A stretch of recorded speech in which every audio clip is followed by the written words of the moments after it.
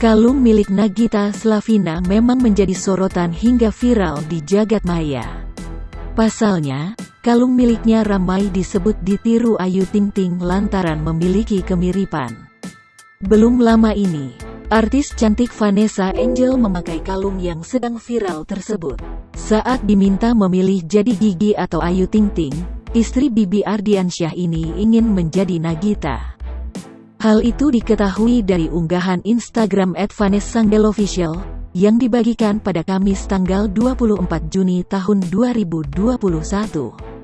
Dari unggahan di atas, Vanessa Angel menuliskan keterangan dengan menyebut kalung viral. Saat ditanya ingin jadi Nagita atau Ayu Ting Ting, Vanessa menjawab dengan Vanessa Slavina. Vanessa mendapatkan kalung mirip Gigi di sebuah toko perhiasan dan berlian sahabatnya, Faiza Safira. Kalung tersebut dibarendol harga 300 juta rupiah. Saat diberi hadiah kalung itu, Vanessa sempat kaget.